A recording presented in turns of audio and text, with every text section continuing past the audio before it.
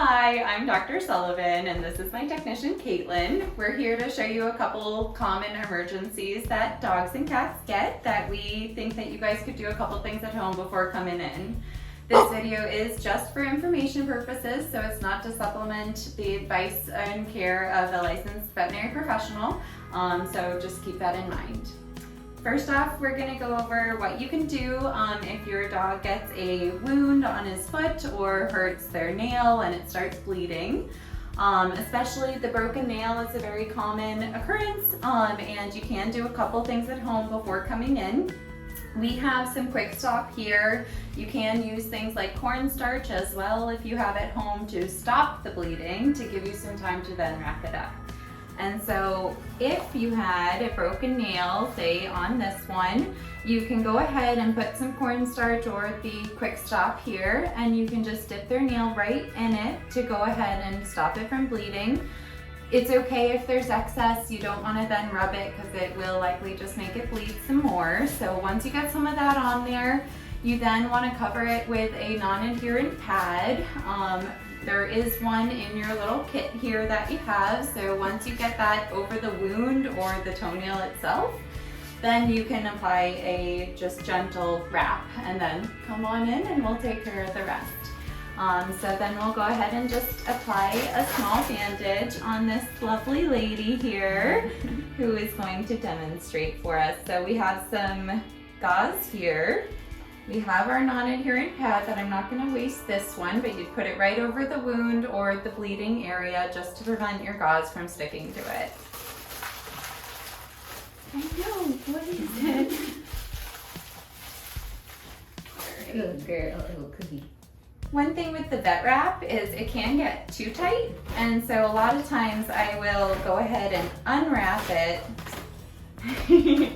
just to then re-wrap it back up so that it's a little bit looser and it's not going to cut off any circulation to the area that you're wrapping. All right, sweet pea. So we'll get this over it. What a good girl. And then you want to start at the toes, and again, just gentle, just enough to stay on until you can come in and see us, because we don't want to do it too tight or else it could cause more harm than good. And once you get it over the foot, you can just do a triangle down to cover up the toes itself and do one more kind of curve over to get it to stay in place. You want to go puppy? You know there's treats, huh?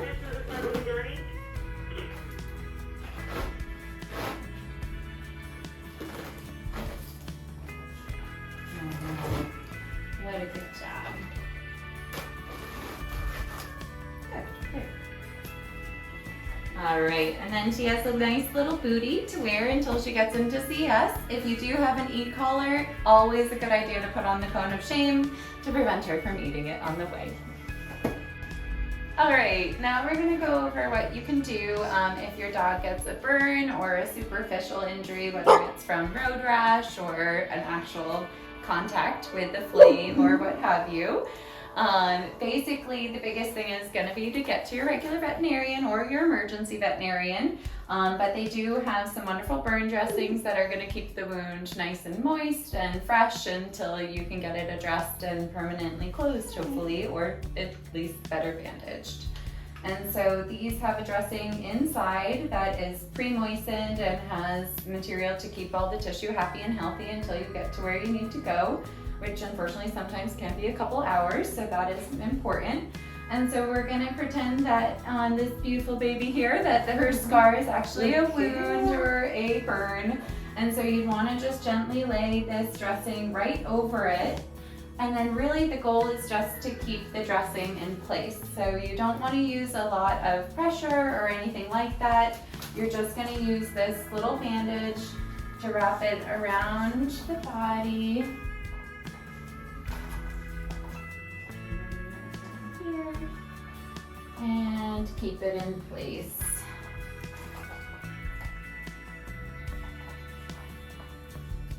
And these ones have little bits of Velcro on them. So you can go ahead, oh, sorry, Caitlin. So you can just adjust as needed. And that size there, and we can go ahead and put it there. And so that's just gonna keep that wound nice and moist and protected so that she couldn't hurt it more on the way, especially with this back leg. It's in the perfect spot for her to be scratching at. So if it's possible for someone to sit with her in the car on the way here, that would be great.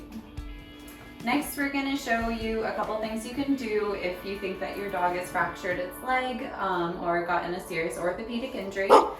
To be honest, a lot of times it's going to be just get in the car and come right into your veterinarian. If there's wounds, you can certainly put the cone of shame on to prevent them from self-traumatizing more, but really you just want to keep it as still as possible and get them into the hospital so we can address the issue.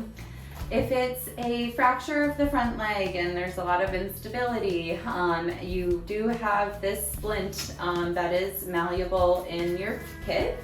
And what you can do is you can create just a small kind of spoon to it to support the long bones in this leg, but you're not going to want to, of course, touch and really mold it to the leg if you think it's broken or seriously traumatized. And so I just molded it a little bit on the side here. I know it'll roughly fit this area. And so say she broke a bone right in this area, we can go ahead and place the entire limb on this splint, and then we're just going to secure it in place. So we'll take our little ace bandage. It's okay, honey. And we don't want to do it too tight. These guys do have Velcro on it, so just get that kind of attached. Start at the bottom. You can leave the toes out so you can make sure they're not getting too swollen if it's too tight. If that is the case, it's best to just leave it off. And then you can just secure the splint with this little ace bandage and get right into your vet. Girl, I know, honey.